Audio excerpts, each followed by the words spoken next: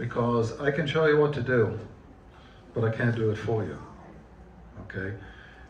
But it's interesting because the patients who come to see me are pretty motivated because they've seen 5, sometimes 10 physicians. They're not getting better, they're getting more and more medication, and they're getting worse. So at that point, they're really motivated. I really say, listen, you do what I tell you to do, you're gonna get better. If you don't, you don't. So they know that they're being hold to account, and they usually do it. So today, I want to talk about what I consider to be probably the most important part of prevention of disease, and also addressing a lot of issues that are directly connected to the gut. And you probably saw the first slide. So digestion, your good health depends on it. And under that, there's a quote that is being referred to Hippocrates only about 2,300 years ago. So it's not new. And he said, death begins in the colon. Okay? So, let's see what we're going to talk about today. Okay, how do I get rid of this one? Okay.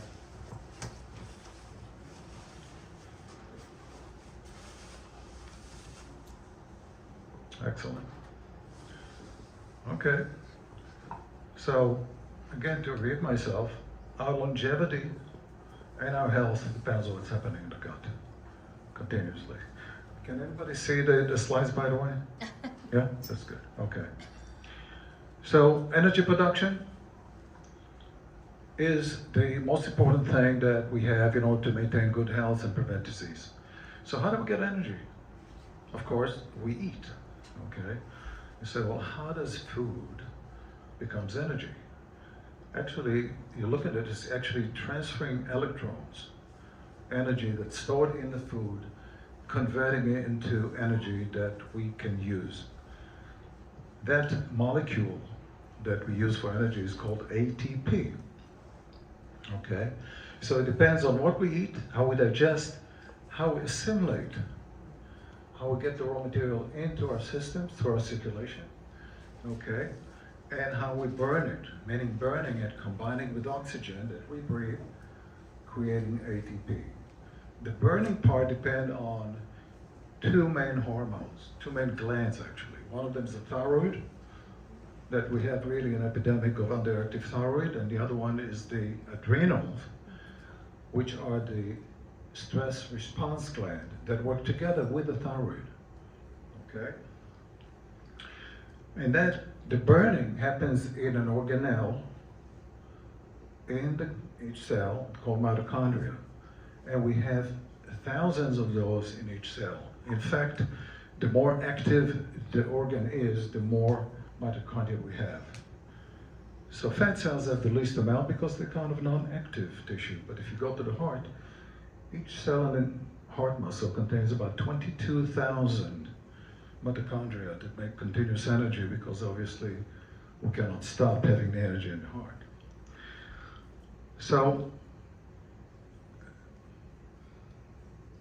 the ATP, the molecule ATP, which stands for adenosine triphosphate, is really, it's almost like a rechargeable battery.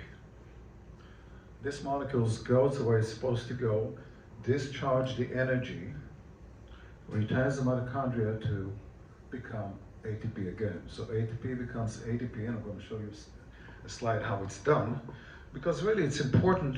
And I'm not going to go into, deep chemistry here, because that's not my shtick, so to say. So, as we say, from thousands and thousands of mitochondria, the ATP discharges the energy, becomes ADP. Okay, and then this is the way it looks. Okay, this is the ATP right here. It becomes ATP by discharging energy. You see the energy is being released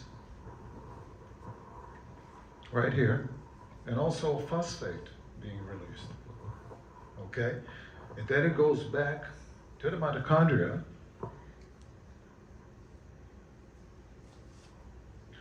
and being recharged. See? ATP becomes ATP. ATP gets spent, becomes ATP. ATP gets back in and gets recharged. So it's not only that we have to eat the right food, but we have to keep the mitochondria in good shape to be able to do that. It sounds easy on the slide, but there are a tremendous amount of various movements, moving parts back and forth, that actually allows us to do that. And the mitochondria is very sensitive to what? Toxicity, for instance. Okay. Hormone imbalance, any kind of diseases, etc. So mitochondria, if we keep it in good shape, we're in good shape. Okay? So digestion really starts in the mouth. How many of us eat fast? How many of us eat slow? All right. Those of us who eat fast should slow down and eat slow. Why? Because digestion starts in the mouth in two ways. Number one, we need to reduce the food into small particles that as they go through the digestive tract, they can actually come in contact with the enzymes. So if we eat fast, we don't digest what we get particles which are large enough, so the outside of the particle can be digested, but the inside, what's going to happen? It's going to ferment. Well, that's not a good idea. Because what is fermentation? Byproduct fermentation is gas. So if you feel bloated, guess what? Slow down the eating. If you have a lot of burping, slow down the eating, okay? We say that we need about 20 chewing before we swallow. Not too many of us do it, right? I like to be the last one off the table. I take my time. There's no rush. Enjoy it. Number one. Number two. It takes about 30 minutes for the stomach, when it's full, to tell the brain, okay, you had enough. Well, what if you finish in 15 or 20 minutes? Then you know that you ate too much and it's too much, it's too far, it's too late. You can't change anything about it. So eat slow. Very important. Okay, the salivary glands, okay, produce saliva. In the saliva, we have amylase. Amylase is the enzyme that works on carbohydrates. Any kind of bread, pasta, etc. Anything carbohydrates we eat, the amylase start to break down to sugars, okay? As it goes down, what happens? Once we swallow, what happens? It goes into what we call the esophagus. The esophagus is what? The esophagus is really a tube. Tube connecting the mouth to the stomach, okay? So it has muscles, okay? And as we swallow, okay, there are muscles that progress the food down to the stomach. It's called peristalsis, okay? So again, if we eat fast and we don't have enough content of saliva with the food that we swallow, what do you think is going to happen? It's going to friction. It's going to be hard to propagate down the esophagus. Not a good idea. So be gentle with your digestive system. Eat slowly. Chew a lot before you swallow. Now, what do we have in the stomach? The first thing that happens in the stomach is what? The minute, actually, it's interesting. The digestive process starts even before we eat. How is that?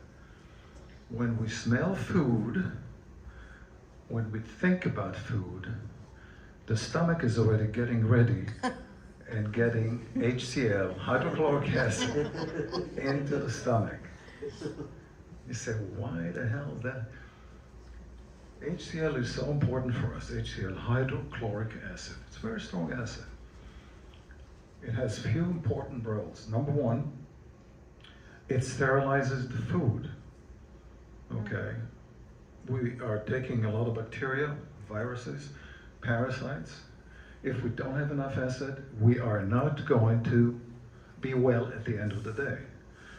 So as we kind of even think about it or smell about it, that's already ready for the first part of the food getting into the stomach, okay?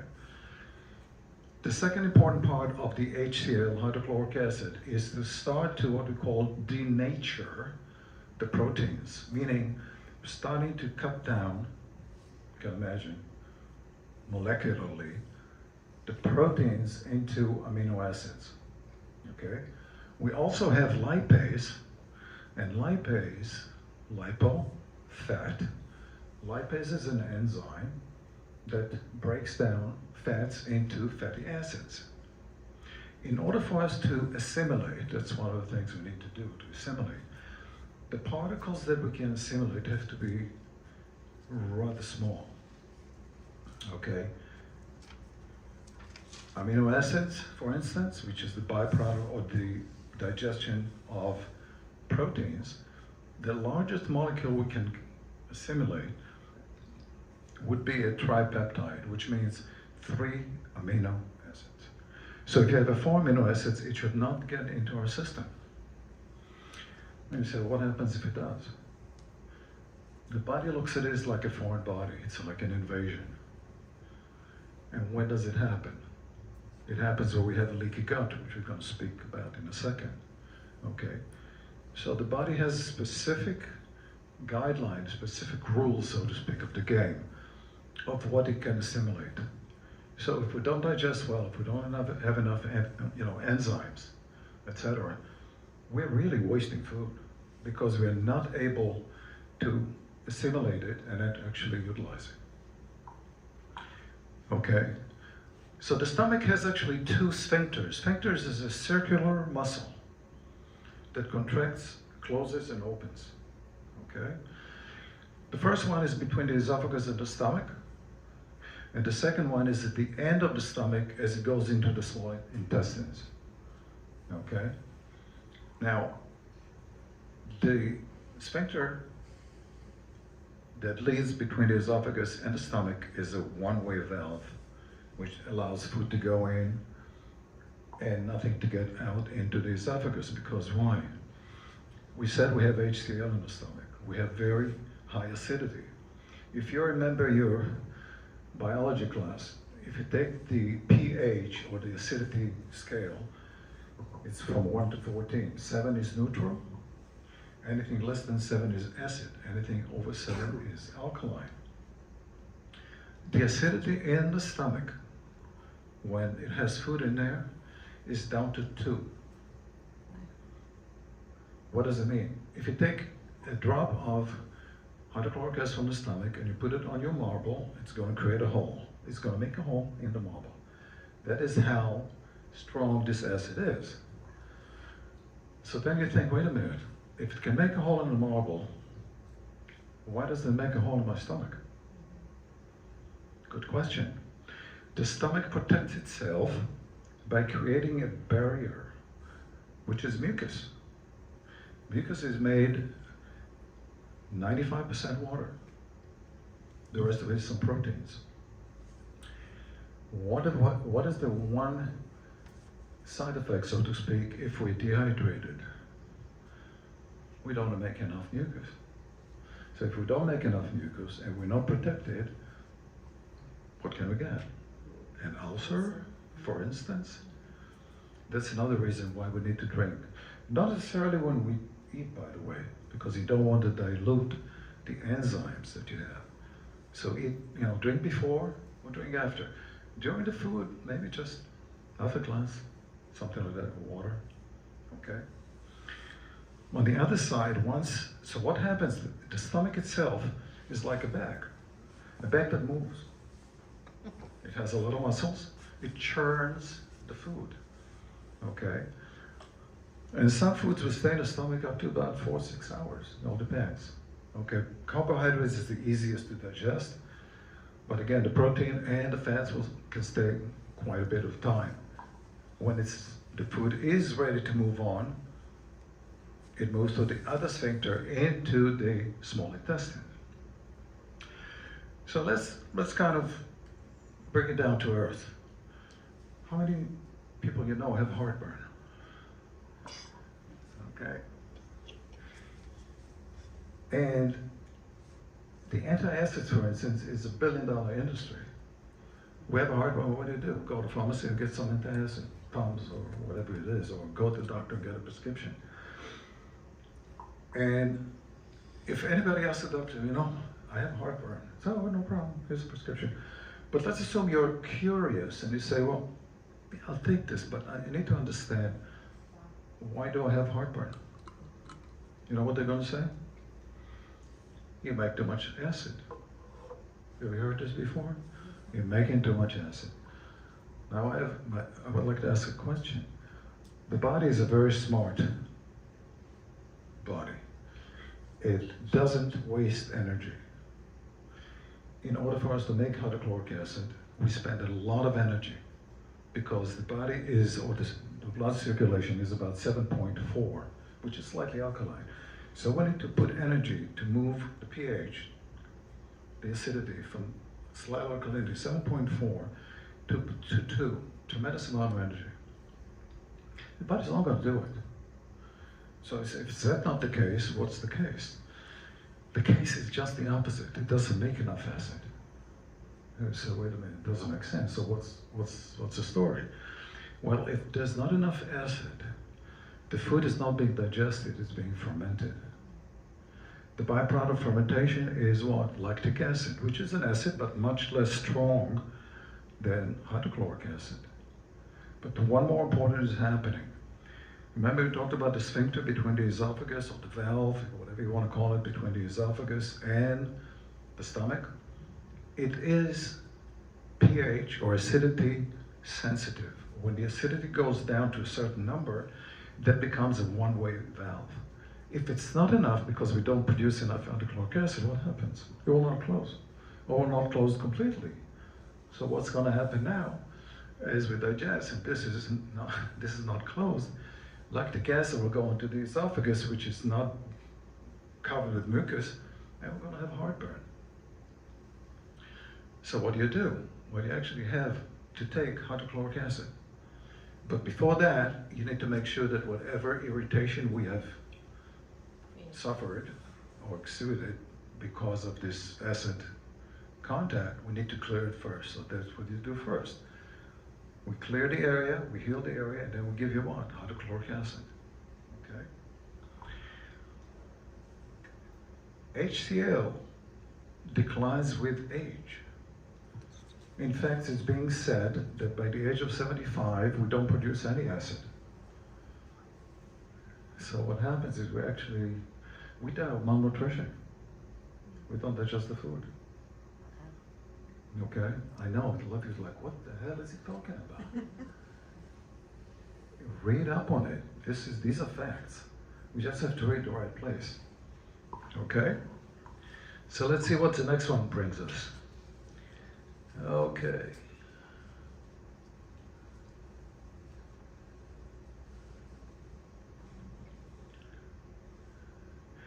Okay.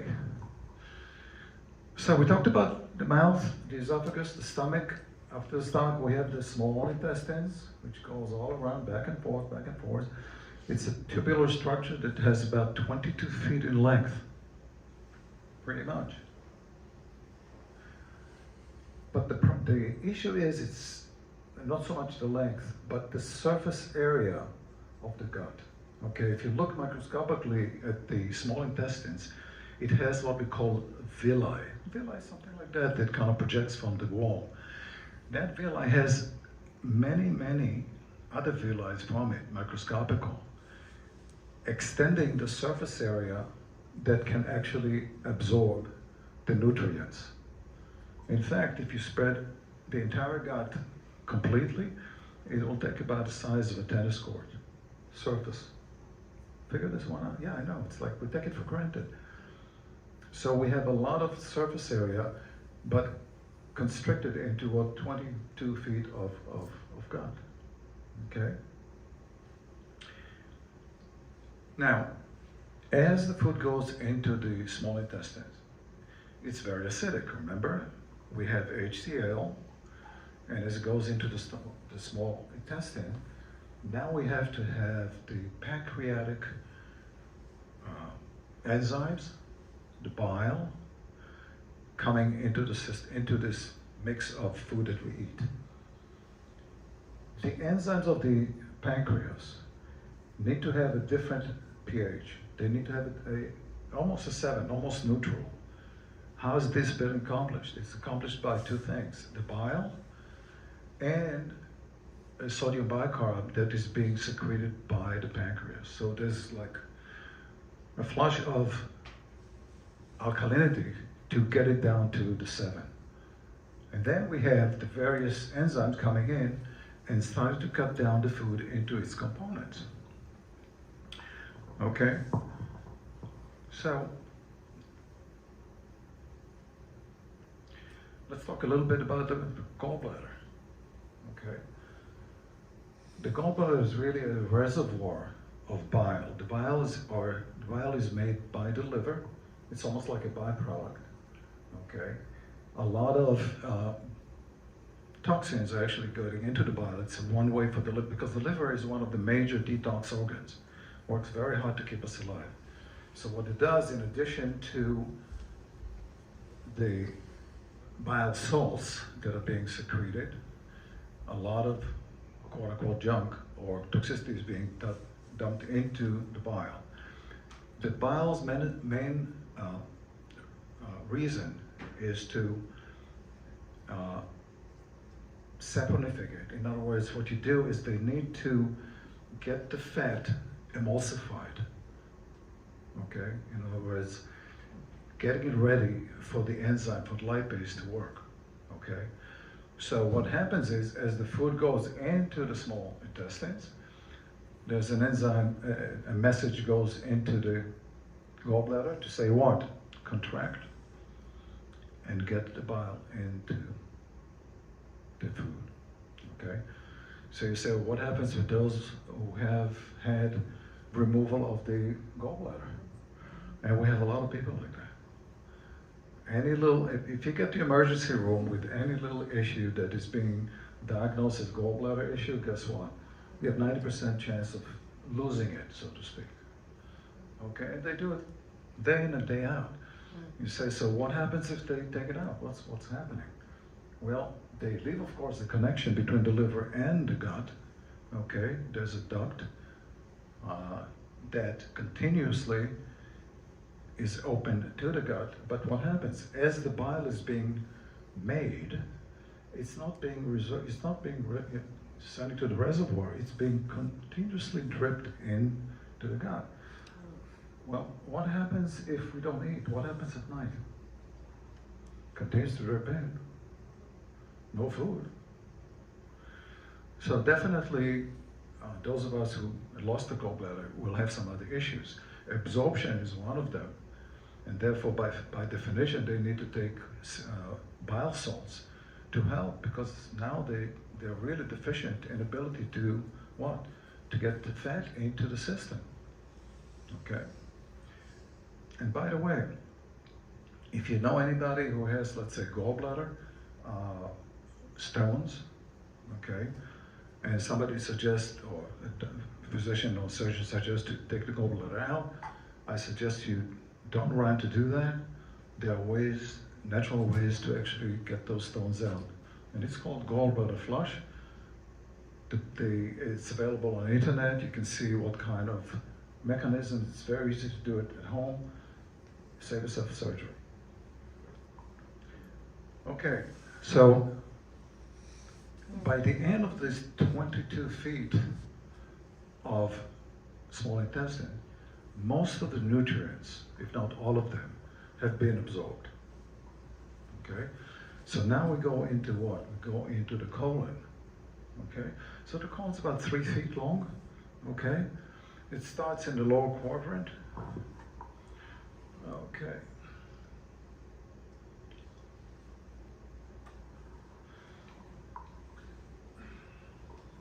Okay? That's kind of a summary. Okay, of course, that's the esophagus, that's the stomach. Okay, that's where the small intestine starts. Okay, 22 feet of it. Over here we have another valve called the ileocecal valve, okay, because again, the food that moves into the colon, that's the appendix right here. Any food that moves in here should not go back into the small intestine. Why? The bacteria in the large intestines, which is this is the large intestines, okay, is totally different than what's here. In fact, the food over here is quite sterile. There's almost no bacteria in that. Remember the HCl? Okay, but over here we have tremendous amount of bacteria. Okay, we actually have about 100 times more bacteria in the gut than cells in our body. And it's for good or better or worse. So we better make it good. Okay. So this valve over here, okay, as food comes in, it closes. It's not supposed to get it back to the small intestines. However, sometimes we have malfunction of that valve. And if it gets stuck in the open position, then we have some symptoms. Okay. So this is one of the things we have to watch for. So when the food goes into the large intestines, okay, what is left to be done? Reabsorb the water. Reabsorb the water, reabsorb the minerals. Okay? So really, the colon is actually the reservoir of water for the body. What happens if we don't drink enough? Every drop of water is going to be taken away back from the materials in the colon. The stool is going to become very hard, and what's going to happen? Constipation. So when people come to see me and they have constipation, one of the first things I ask them, how much water do you take? Well, the majority of us don't drink enough, unfortunately. So in order for us to move our bowels regularly, we need a good amount of water, and we need fiber, vegetables. Okay? You know, when I see patients and we speak about digestion, I ask them, you know, did any doctor ask you how often you move a bowel? I haven't found one patient that was asked that question. That question is probably the most important question anybody can ask. Because when I ask it routinely on my patients, I get pretty interesting answers. Oh, I don't know, every 4 days. Some people say a week. And they see my reaction. And you know what they say? I've been like this all my life. As if it was right. So then I tell them the following. In holistic medicine, if you don't move your bowels at least once every 24 hours, it's a medical emergency. I know, and I see some people say, exactly. So this is very important. If you don't move your bowels at least once in 24 hours, guess what? We need to find out why, and we need to fix it. Okay, it's not just taking laxatives. It's find out why, what's going on. Okay. So again, the transit time from mouth to anus is about 8 to 12 hours. Okay. So what do you think happens if we don't move our bowels in 3 days? What's happening to that food? Well, it stays in the colon. What happens to all the toxicity was dumped into the colon to get out of our body? It gets reabsorbed. And who's paying for that? The liver. The liver is a major detox organ. Everything, you see this circulation here, all these, the blue is the veins, okay? Everything that happens in the gut gets first through the liver. Why? Because the liver makes a decision what goes into our system, what's not. It's really, the liver is the goalkeeper of the gut, okay? And by the way, this is the gallbladder right here, okay? And you see the duct getting into this initial part of the small intestine, okay? So, I want to show you another image here to illustrate a little better what we're talking about. Okay. This is the pancreas. Okay. Not a big organ, it's probably like the size of your hand. Okay. But it does a lot of important things. Okay. It has amylase, like we had in the salivary gland for what? For carbs. Lipase for fat. Trypsin, chymotrypsin. All these are for the proteins. This is sodium bicarb. This is what it secretes to get the pH up to about 7. Okay. Here is where all meets the eye. Everything happens right here, secretes right into this part of the small intestines. Okay. Okay. All right, let's talk about the real life. Digestive issue translation from conventional medicine. All right, so number 1. Symptoms are messengers. The question is, do we understand the messengers? Or do we just say, I don't like this messenger, I'm going to kill it before I say, what is the message you give me? And that's, by the way, what conventional medicine is doing. Have a pain, take this pill, have this, have it. Why? Why do we talked about heartburn, okay? Let's talk about bloating. Bloating is absolutely everywhere, okay? I'm not talking about eating too much and feeling bloated. That's natural. If you overeat, you feel bloated. A lot of people come to me and they feel bloated, okay? Any kind of bloating means what? Means that you are not digesting correctly. You are fermenting the food, creating gas, and therefore you have bloating, okay? So, heartburn we talked about, excessive burping, bloating, again, lack of digestion, okay? Constipation we talked about. What about diarrhea? What is diarrhea? Diarrhea is the colon's speaking about how it feels about what's coming through. It says, I don't like it, get the hell out of here. That's what diarrhea is. Okay, release of toxicity, etc. It's never normal. And just because we have diarrhea once a week, that doesn't mean it's okay. Yes, can we live with it? Yes, we can. But understand that not addressing it will create a problem. There's no question about it. The question is when. Okay? The same thing with loose stools. Unless you take too much laxative, you should not have loose stool. So, at the constipation, loose stool, diarrhea, it's something we need to say, okay, why do we have it? What do we need to do about it? Okay.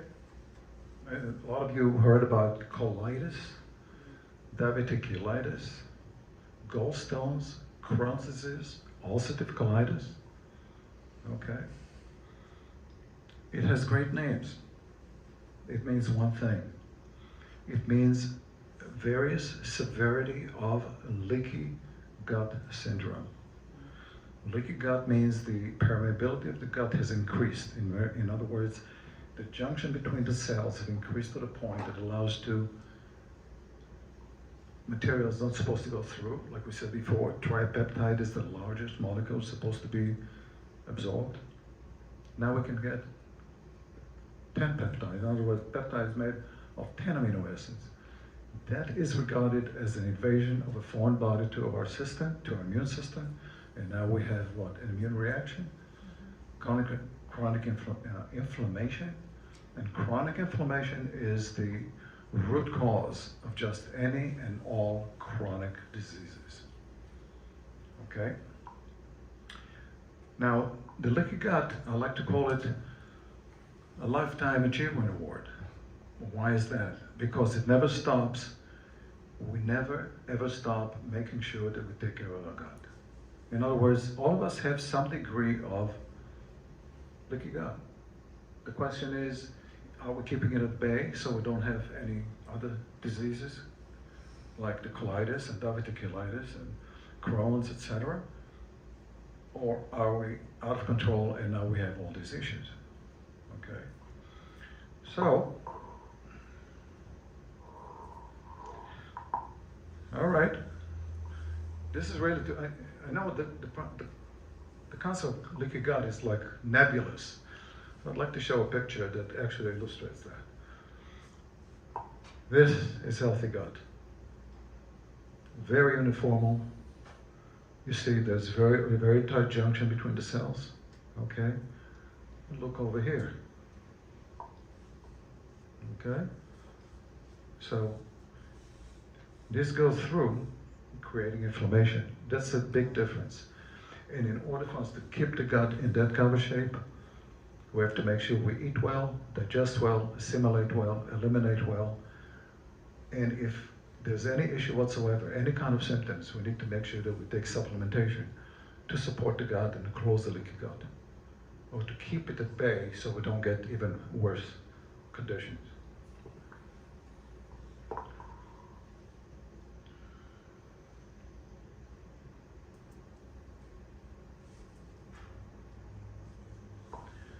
Okay, leaky gut, again. What can cause it? Medication, stress, toxin, bacteria, food particles. Okay? What is it going to cause? Systemic inflammation, autoimmunity. All the autoimmune diseases are leaky gut syndrome. Lupus, any of the other. How about? The skin diseases? I'm sorry? Psoriasis? Absolutely. Is that? Okay. Absolutely. So any skin issue is related to the liver, anything, and the liver is reacting what's happening in the gut. So leaky gut affecting the liver is not up to par, and the skin says, let me help you. It gets inflamed. Okay? So again, all the autoimmune diseases are specific to the gut. And yet nobody's talking about it, because if it was so simple, they wouldn't sell medication for thousands and thousands of dollars per month to fix psoriasis, for instance, or any other symptom, any other issue. Okay. This is another slide, again, just to illustrate the relationship between the liver, the gallbladder, the pancreas, and the gut. Okay. Very close proximity. Okay. And everything has to work like a really well-oiled machine in order for us to get what we need as far as energy from the food and not getting the side effects of digestion, which is not up to par.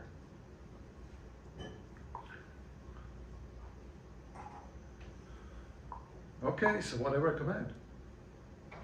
The gut commandments. I don't know if we have 10, but we have few. Okay, lifestyle. Keto, light, keto light. And if you notice, I don't call it a diet. Why I don't call it a diet? Because nobody can keep a diet. Diet is restrictive. We are not happy. We can do it for a few months and then we go back to our old ways. Lifestyle is different. Lifestyle means what? I'm living in a certain lifestyle that I'm happy, I feel good about what I eat, etc. I can live with it. Okay, so what I mean by keto. Keto is really cutting down the carbs and increasing the fats.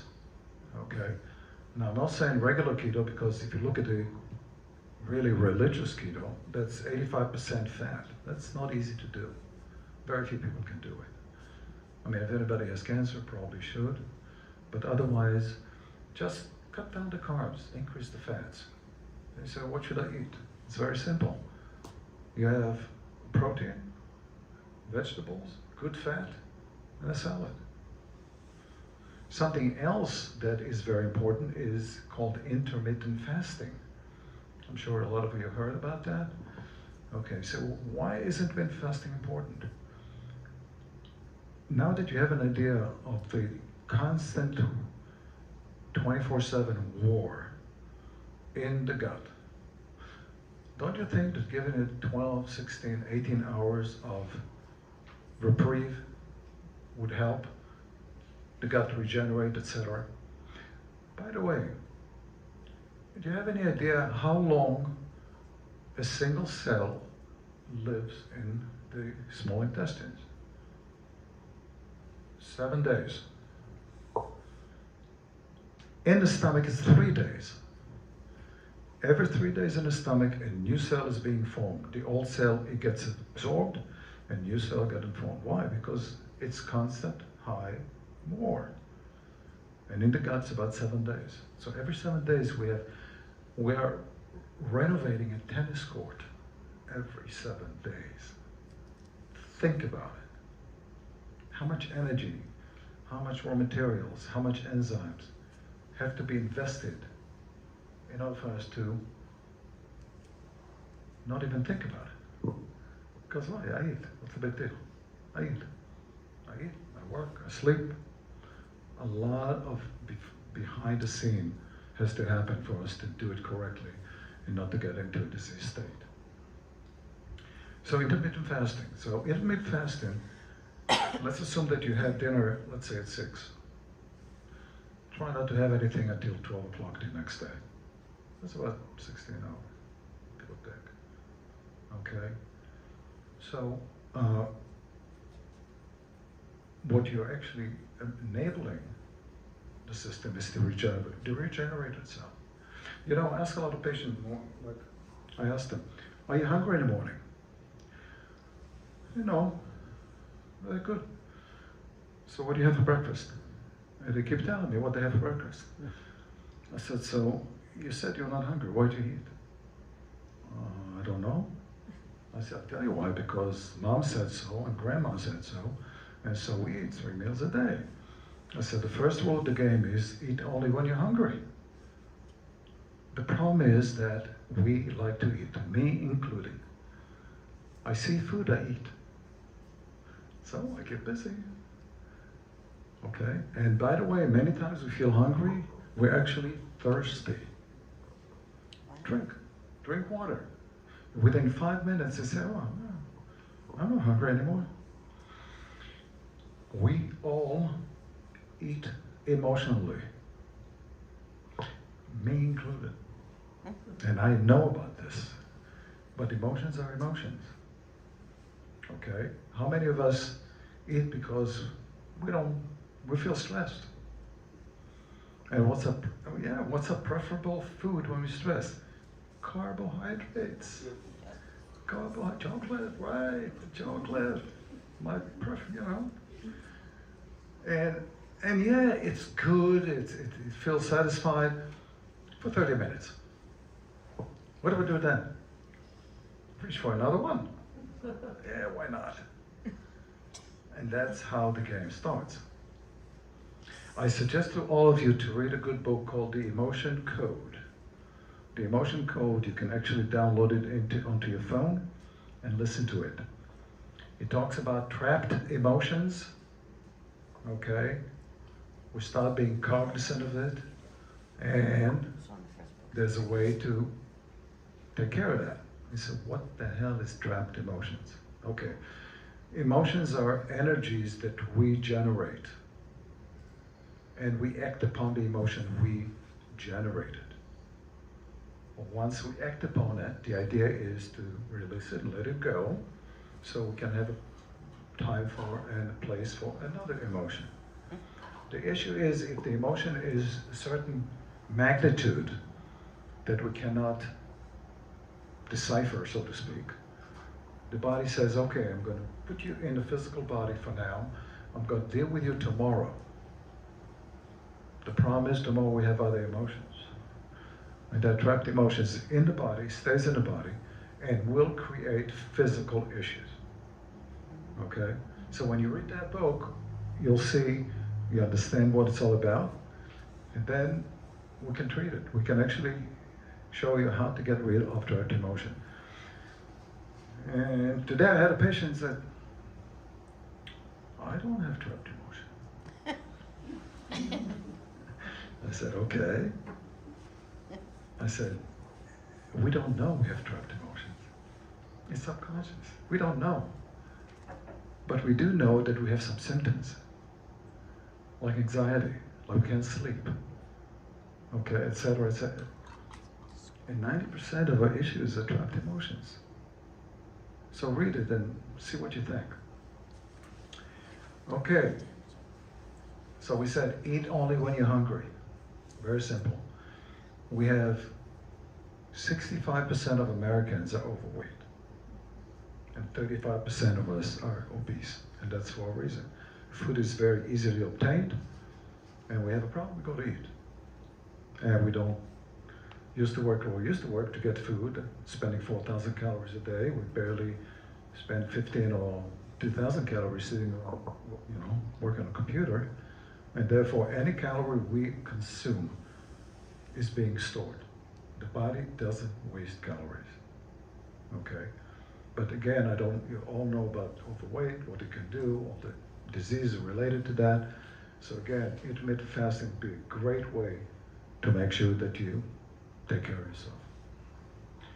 Okay, so in general, definitely no sugar. Sugar is very toxic, it's very inflammatory, okay? Stay away from soda, obviously, okay? Avoid American wheat, very important. It has glyphosate. Glyphosate is a weed killer that if it can kill a weed, you can understand what it does to us, okay? It will take time, but it definitely has a problem. Okay, so I would stay away from any American wheat. Also, I would stay away from fruit juice. You say, wait a minute, fruit juice? Fruit is good. No, fruit is good. But fruit juice is loaded with what? With sucrose. Because why? The fruit was thrown away, and you have the juice. I ask you a question. What is a typical American breakfast? Start with what? A good size orange juice, right? Mm-hmm. That's a typical breakfast. Okay, let me ask you another question. How many oranges you can sit and eat at one time? 1 orange, 2 oranges? You can drink about 10 of them. 10 of them in a tall glass. Okay? If you check your sugar after taking 10, tall glass of orange juice, it'd be sky high. To give an idea. Sometimes in a hospital setting, okay, somebody comes in with diabetes, uncontrolled diabetes. Okay, so what do they do? Give them insulin. Okay, well, sometimes guess what? Sometimes they give too much insulin. So what happens? Blood sugar goes down, you feel like crap, you go into faint, you cold sweats, you can't even think straight, you're really losing consciousness. So what do the nurses do in that kind of situation? Give you orange juice. And miraculously, within 2 minutes, you're back to normal. Hallelujah.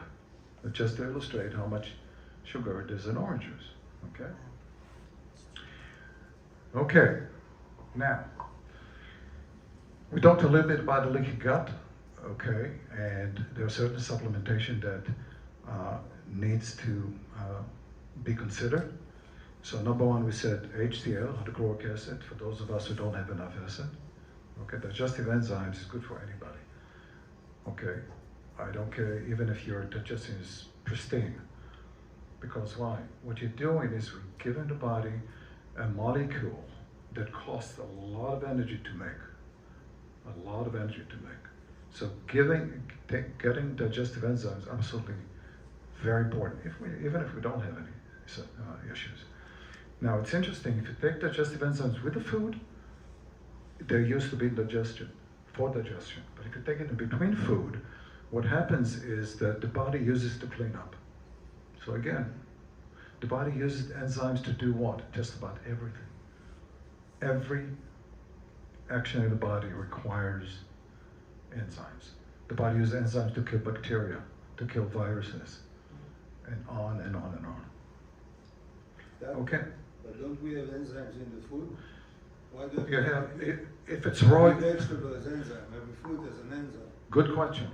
The only food that will contain enzymes would be raw vegetables. Yes. Anything that's cooked over 105 degrees, it's gone. Also raw foods have enzymes. Raw food, yes, enzymes. Fruits and vegetables. Yes. What about nuts?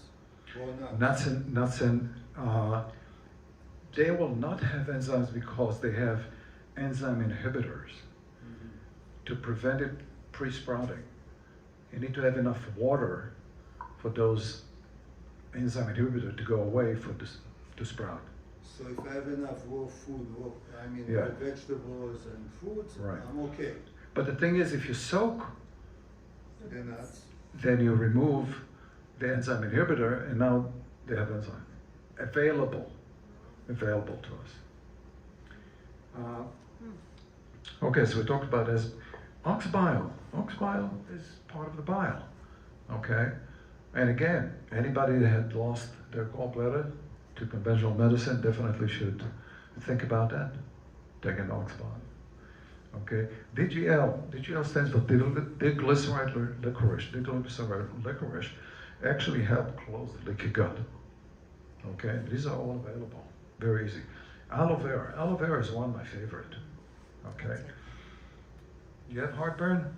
Aloe vera. It's a miracle worker. Works like a charm. Okay, you can have it as a liquid. Okay, but again, make sure you get a good aloe vera. Okay, if you take aloe vera, try to take the full aloe vera with the pulp if you can. Okay, not kind of actually raw, so it has to come from refrigerator. Don't buy it in Costco. I'm sorry? Don't buy it in Costco. Okay. Okay. So you have to watch the label. Okay. I use aloe vera on a regular basis, not just for heartburn, but also it has the healing properties to the entire gastrointestinal tract. It's incredible. In other words, God gave us everything. The question is, we need to listen. Okay, let's see what else. We're just about coming to the end. Open it to questions. Okay, again, this is the various enzymes. Again, lipase for fat, protease for protein, amylase for carbohydrates. Okay, and I think, let's see.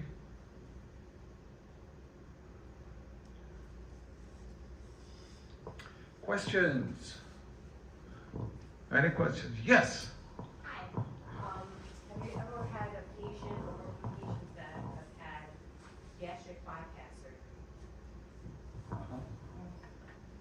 surgery? And the question is? I'm wondering, because that's me, I had that in 2007, and so I was wondering if you were familiar, because everything that you're saying, I'm just like, oh my God. Yes, that's, Can't go back and change it, but is yeah, there, that is not one of my favorite surgeries. Okay, but this is a very good question. So, number one, you reduce the size of the stomach. So therefore, a couple of things have changed. Number one, the amount of acid it can produce, the surface area of the stomach, okay, the ability to churn it correctly, okay.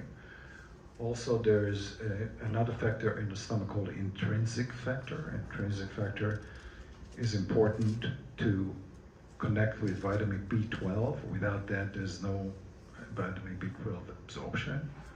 So if I were you, I would absolutely need HCl, I would need digestive enzymes, ox bile, probiotics, and on and on and on. Again, you can live very happily after if we cover everything that needs to be covered. And every symptom that you have has a reason, and we just need to find out, okay, what do we do with it? But it's doable. so you would be able to work with me? Oh, absolutely. I mean, I'll be honest, I don't have any complications. I'm very lucky, but I'm sure that there's stuff inside because now my body's not naturally doing what it's I'll be happy to. great. Thank you so much. You're welcome. Any other questions? Yes, ma'am. How do you know how much HCl you have? That's great. How much HCl you have or you need? You have, and you need, is there a test that Okay. shows you that? Well, do you have any heartburn? I do get that, yes. Okay, so you need it. So I need to get it.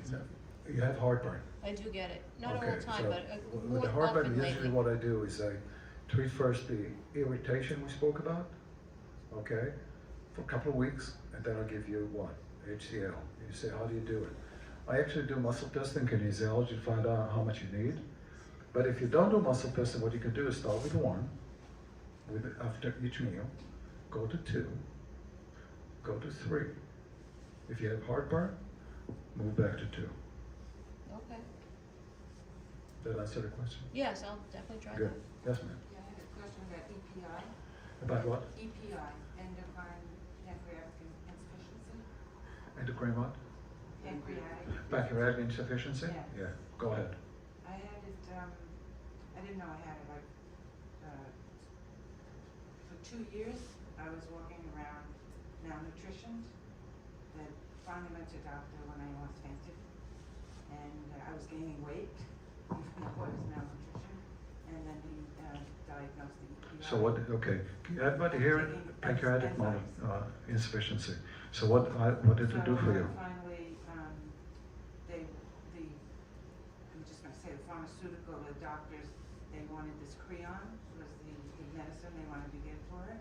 Okay, It was like $900 a month. that's a good business. It was, $900 a month. in the meantime, I met through the system here, chiropractor, Dr. Mary, and she's also an enzyme specialist. The doctors never told me I had an option not to take the Creon, to go someplace else. And I just have to say this, people might not like what I have to say. But I finally got the enzymes from the enzyme specialist locally, cost me like $50 for Just about. for 3 months. I mean, it was unbelievable, the difference, but the pharmacies wanted you to buy. But here's the thing that really upset me. So I've been taking the enzymes through my chiropractor, and again, she's Reiki master, Right, enzyme specialist. Right. Dr. Mary. So I feel wonderful. oh, wonderful. I lost 20 pounds. Okay, interesting, Right? okay. And also from coming here, I really believe the energy system here, it changed the kind of food I want to eat. Unconsciously, I'm Okay. eating better. Right. I never used to eat salads. I hated salads. And this is what I go for salads. I'm eating, I'm not a big fruit eater, but I have been eating vegetables, I don't even know the names of them anymore. But anyway, I've been feeling a lot better. But what upset me the most was I did a little, let's say, experiment. And when I went to the doctor giving me the Creon, Yes, I bought the enzymes that I was getting from yes, the yeah, the Okay. Reiki master. And he was looking at it, and I could see his face changing. And he said, take 3 of them. He said, well, they each have the enzymes that you need, but I don't know what the other stuff was. So the other stuff was natural Right, vitamins and right. stuff, right? Again, it's almost a year that I'm taking them. I feel fine. I lost the weight. And when I went back to him for another checkup, nobody ever told her this. He was a little testy with me. of course, Did of course. Did the blood test and everything. Who's in business? And then he tells me, this is even better. He's part of a group.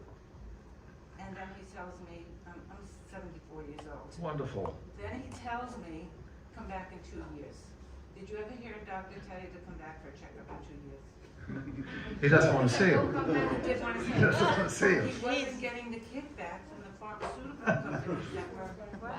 Well, thank you for that I'm sorry, testimony. I'm really I sorry wish- I had to be blunt like that, but this I wish is it- the truth. I experienced it, Yeah. and it's the truth. Okay, put it on Facebook, on your group, so everybody can understand how they can get better. Absolutely. Yes, we have a question over here. But a lot had to do with this energy center too. Hallelujah, it works. Yeah. It works. So not only getting a lecture, but you're getting some good treatment. Right. So Yes. what would you say about burping up gas, but it doesn't burn? What would you recommend? And it's not all the time, it happens every few days. Sometimes in the morning, I haven't even eaten, I intermittent fast. So I don't know what that's about, but it's, Okay. Do you eat fast or you slow? I'm a fast eater. What happens when you eat fast, you actually swallow air. Yeah. So that's most likely. There's no heartburn, but also I would actually try some digestive enzymes, hydrochloric acid, NOx-bot. Yeah, just to see. Okay. Yeah. What about the aloe vera? I'm very curious in what form you recommend. You said something about make sure it has Yes, I use capsules. capsules. Okay, and I actually tells my patient to actually keep them in their mouth, not to swallow them. Allow it to dissolve because I want the esophagus to get coated with the aloe vera, because if you take it as a pill, Yeah. it's gonna open the stomach. So I what want the does that esophagus. taste like? Is it gross? No, it's not. No. No. Is it a gel cap or is it a? No, it's a veggie cap. Oh, it's a veggie cap with powder in it? Yeah, Okay. Do you know what brand, do you recommend a brand? yes, call my office. See the office over there? Okay, thank you. You're How welcome. about opening Where is the your capsule? office? The office is Bohemia. That's- Bohemia by Islip Airport. Okay, okay. And you're an OBGYN, is that right? My specialty is Yeah, OBGYN, yeah. but I've been taking care of men for the last 22 years also. Really? Oh yeah, and kids also. I know, I'm eclectic. That's wonderful. Thank you. Yes, yes. You mentioned a few things. What was the licorice that you said? Something licorice? DGL. DGL. It stands for diglyceride licorice. So it's not licorice, it's licorice into something else. Okay, Yes, okay. DGL. And, oh yes, So if you open up the capsule with that powder for the aloe vera, does Yes. that do the same effect? yes. So you don't need to. Yeah, but the melt thing is, powder again, with the you want to mix it with saliva. You don't want, because if you put it in water, it's going to be too fast. Right. So I would like it to be melting in the mouth, mixed with saliva, and then when you swallow it, it just slowly goes down the lining of the esophagus. How about drinking, how about drinking the aloe vera liquid? That's fine. Or gel. That's fine. Yeah, but the thing is, how long of a time you have contact between liquid and the esophagus and the powder mixed with saliva, I think it's much slower progression. So the longer it stays and in contact, I feel it's better. But juice will do, aloe vera juice. Yes, any other question? Yes, sir. How do you feel about colonics, one, and number Okay. two, celery juice? Okay, colonics and celery juice. Colonics are good. You have to go to somebody who knows what they're doing, obviously. Okay, it has to be a certain devices that are specifically designed for it. The water has to be triple through and more filtered, especially here in New York. Okay, so seasonal colonics are pretty good, every 3 months or so. Okay, I'm not of the. I don't hold the idea that doing colonics on a regular basis has importance. But again, it depends on case by case by case. And say, well, how would you know? I will do muscle testing. See if you need it. How about coffee enema at home? Coffee enema is excellent. At home? Yeah, at home. We talked about colonics and coffee enema. Thanks for bringing this up. Coffee enema is not being used for constipation. It can be, but actually the coffee enema is really used to do what? To open the liver. Okay? Coffee enema is made of organic coffee, obviously, and the palmitic acid within the coffee, as it gets absorbed from the colon. Remember we said everything that happens in the colon goes where? To the liver. To the liver. So the palmitic acid goes to the liver. What happens? Open the dam and releases what? Toxicity. It's easy to do. It would take maybe 15 minutes. I mean, preparation is about 15 minutes. Easy to It's do. very cheap. I'm sorry. Very cheap. Yeah, yeah. Colonia. Considering everything else, it's very cheap. And again, if anybody read the book, The Gerson Method, Yep. The Gerson Method. The Gerson Method, Dr. Gerson was a doctor in the 50s. He devised the method for cancer treatment. His method is 13 juices per day. That's about every hour. If you do that, you actually are busy doing juices. But on top of that, 5 coffee enema a day. And he was able to reverse a stage 4 melanomas with that specific ability. So coffee, I think, coffee enema is very important. And again, you say, well, how often do you do it? If you do it once a week, it's great. It all depends on your state of affairs. Okay, if you have any issue, you can probably do twice a week. If you're absolutely great, do it every couple of weeks.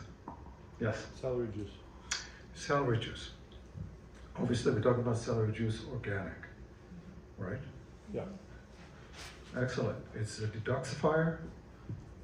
It has almost no calories. Okay, it's a good way to hydrate yourself. It's a good way to start the day. Absolutely.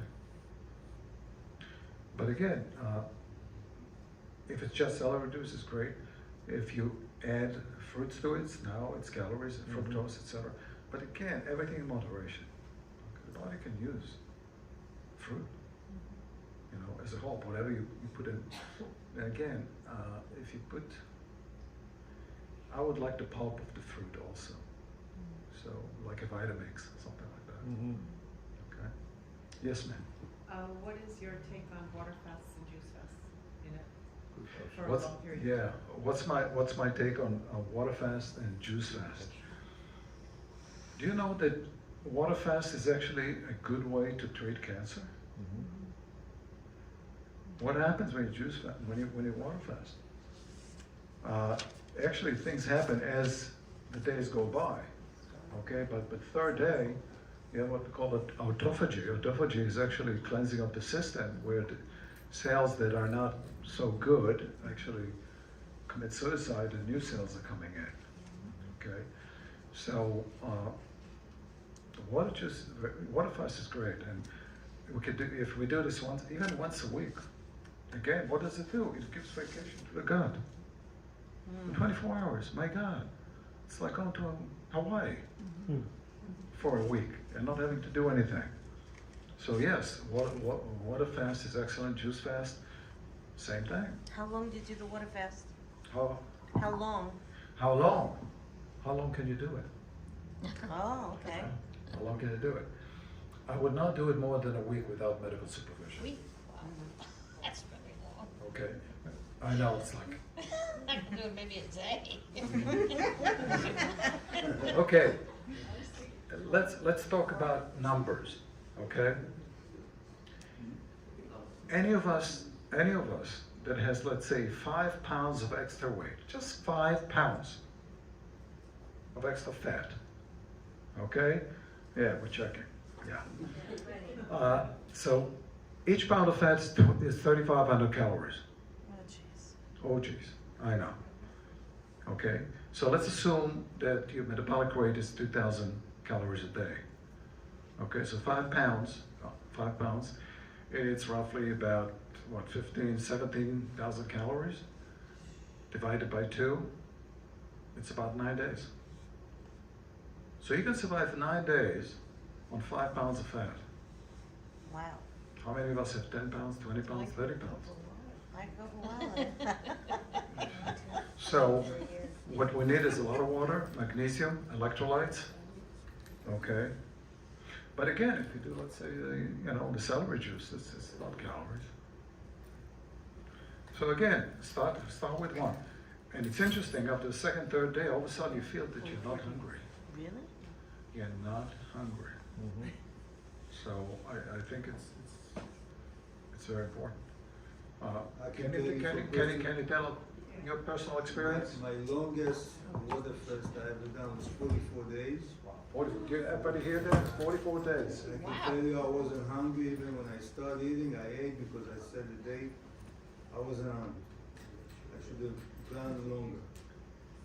When the But you were body in a feels bit- hungry, you have to eat. That's all. How old is he If you do 3 days, whatever, if you feel hungry, you must eat. I wasn't hungry. I just broke the fast because I had the day that I decided in advance. But before you got to 44 days, after let's say 1, 2, 3 days, you didn't feel hungry?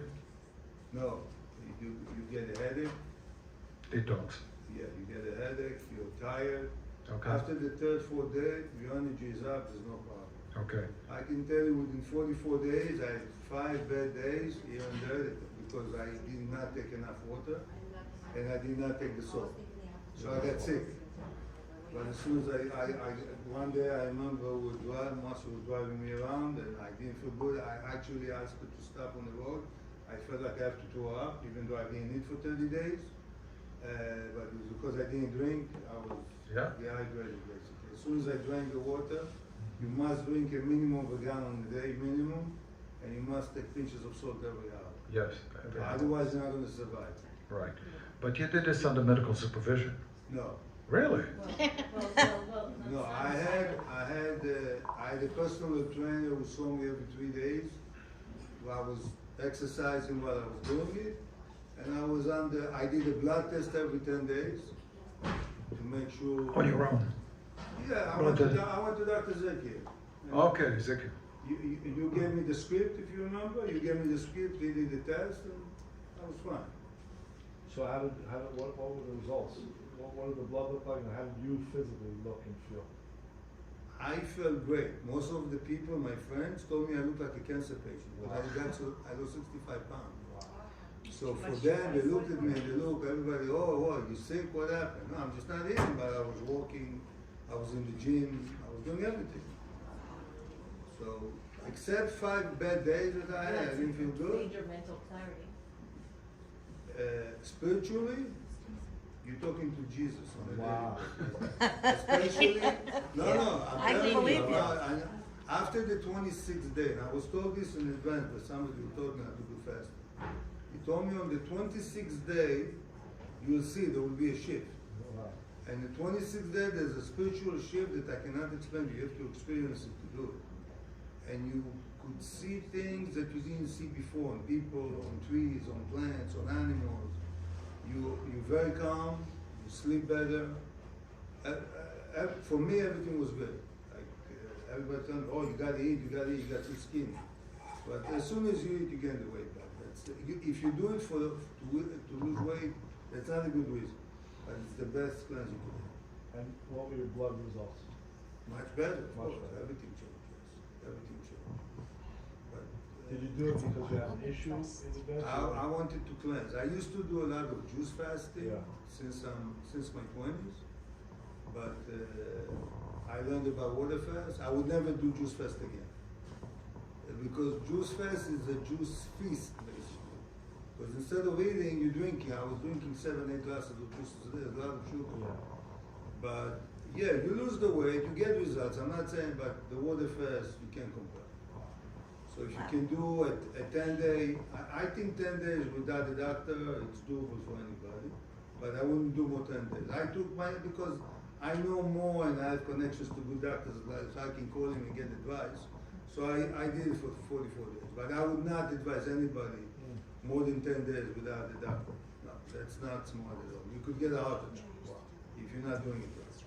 Thank you. Yes. What are the types of fasting? So there's the water fast. You can do like a soup, or you can do like a soup You fast. can do what? Soup or Well, like that's not a fast. bone broth? Yeah. Bone broth is not a fast. Bone It's broth not is fast. really a Healing. way to heal leaky gut, believe it or not. Yes, I read that. Okay? That's Bone great. broth, 3 weeks. Okay. Bone broth is a... So not a water fast. fast is for detoxing. Water For a fast, not only detoxing, it really resets a lot of mechanisms in your In system. your system. Yeah. And then a bone broth would be good for a leaky Leaky gut. gut. Yeah. The B12, you get the energy from the bone is different. I know a lot of vegans who are drinking the soup. Right. They're just doing the soup, even though they're vegan. Oh yeah, that's interesting. Yes, a lot of vegans Really? drinking bone, yeah.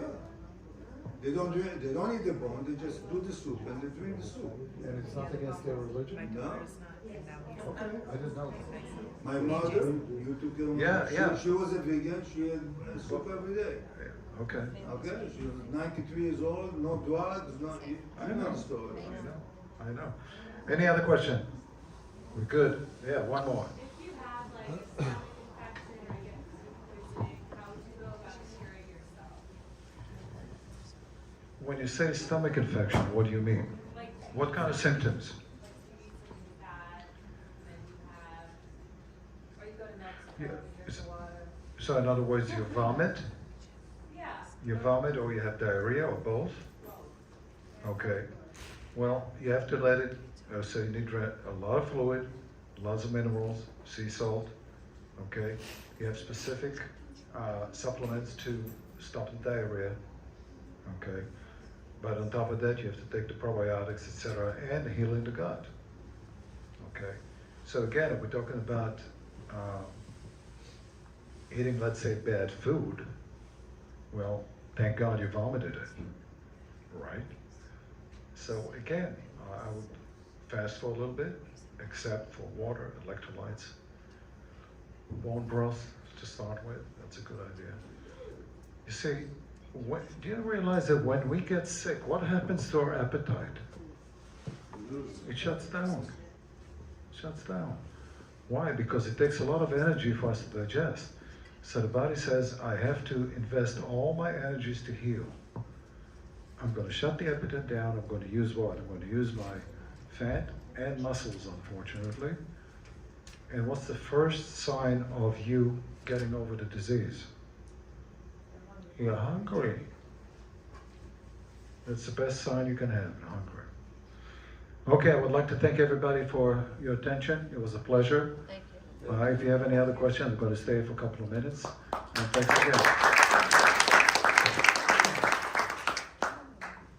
Thank you, Doctor. You're welcome. You're welcome. I just wanted to summarize this. I didn't get to speak about. No, you can keep that. Thank you. Thank you for looking up. So I did want to thank you all for coming here. A lot of new faces, some returning faces. And I just wanted to mention what we use Dr. Dekel here and other great doctors. We're here, aside from the Wellness Center, to create a hub or a community of wellness and to provide information and help each person in their own health journey that they're on. There's no one-stop shop, one solution that fits everybody. So aside from the technology, aside from the water filtration stuff that we offer, the EMF prevention, we bring doctors, we bring special people, holistic-minded doctors to come and speak and educate our audience and help you guys with what you're going through. But we're big believers that everything that we need to be healthy and sustain ourselves is already here on Earth. It's natural. We don't have to rely on what's out there, what they tell us to take, or procedures. It's all from within. And from within, we could really succeed in cleansing ourselves and being, the healthiest we can. I wanted to thank you all for coming again. Thank you, Dr. Dekel. We'll have you back for sure again for a new topic. Thank you. Thank you so much.